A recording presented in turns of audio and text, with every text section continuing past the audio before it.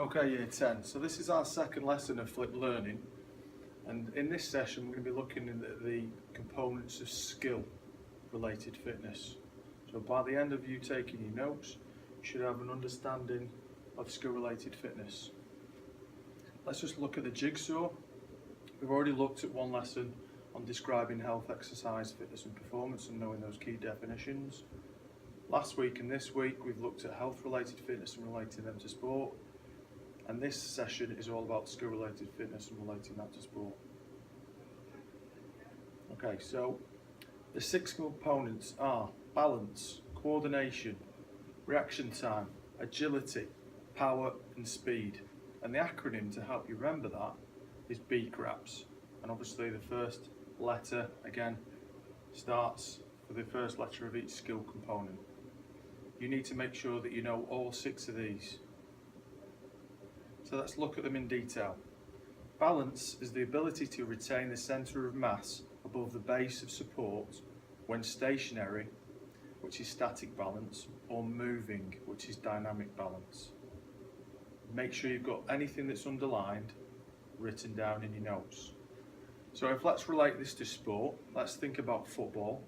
Why do you need good balance? Well, you need good balance as a footballer, especially when you're trying to hold the ball up. If someone's in the back of you trying to get that ball off you and you've not got very good balance, you're likely to fall over and lose possession. Same when you're playing rugby. If you were to sidestep someone at pace and you didn't have good balance, you're likely to fall over. The sport that has it the most would be gymnastics. If you think about balance, they need balance for handstands, working on any equipment, doing flips, that sort of thing. They need excellent balance for when they land. Okay, so let's look at the next component. The next component is coordination. It's the ability to move or use 2 or more body parts together. So the example on the board is cricket. If you think of coordination in cricket, you need really good hand-eye coordination. That's where you see the ball and be able to hit the ball in the right direction.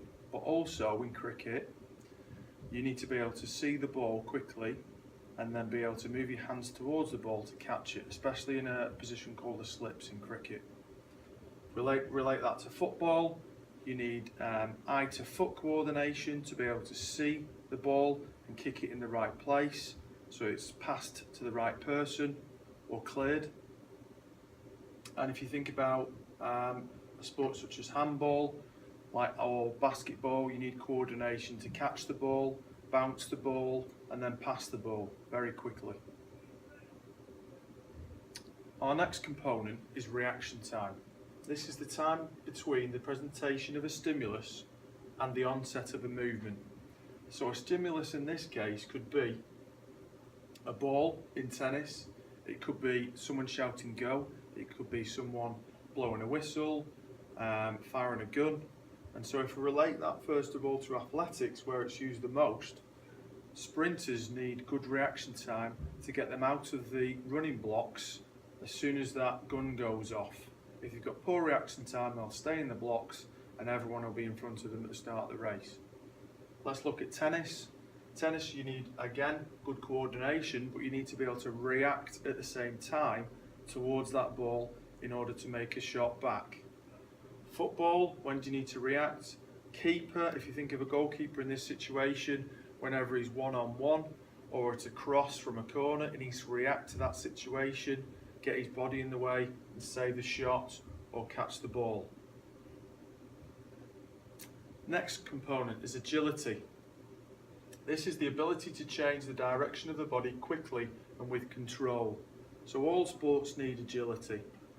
Let's look at basketball. Where do you need agility in basketball? Well, when you're dribbling with the ball and you need to get around a player, you need to maybe drop a shoulder or feint to go one way and change direction quickly with your body.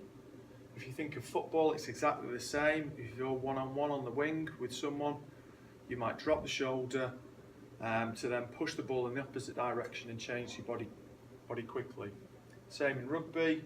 If you broke through and there's a full back to beat, you sidestep him, place one foot on the floor and change onto the opposite foot. That's changing quickly with control. Okay, next component is power.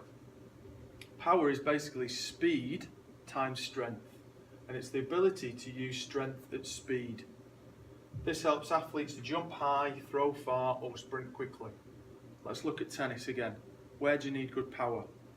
Well, straight away, as soon as you make a serve, if you've not got a powerful serve, it's going to be easy to return for your opponent. You also need good power to make forehand and backhand shots down the line in order to make the opponent not get to it in time. If you look at football, where do you need good power? Strikers, anyone who's having a shot at goal from distance, need excellent leg power in order to make an accurate shot on goal. Rugby, powerful forwards in the scrum to be able to push the other scrum back, or making a tackle into touch that's really powerful, driving them backwards. Okay, and our last component is speed. This is the differential rate at which an individual is able to perform a movement or cover a distance in a period of time, or how quickly an individual can move. Right, that's quite a long definition, that. Obviously, speed is key in athletics. Sprinters. Usain Bolt needs to be fast in order to beat his opponents. And that relates to every sport, really. You need to have good speed in every sport. Badminton, to make sure you're running to the front of the court to hit the shuttlecock back. Rugby, when you've broken through again to score a try. Football, when the ball's been passed over the top and you've got to sprint onto it, or you're a defender, you're doing exactly the same. You've got to try and clear that ball out. And netball, table tennis, which is hand speed, tennis to get to the front of the court or back of the court quickly. Lots of different sports need speed. It's really important. Okay, so let's summarise. There are 6 skill-related fitness components this time. They are balance, coordination, reaction time, agility, power and speed, whereas health is only 5. You must remember those key components. You also need to make sure you know each definition and you can relate each component to a sporting example. You've got my examples there on the video, but you can also go away and look at some extra research if needs be to add to your notes to help you in the next lesson.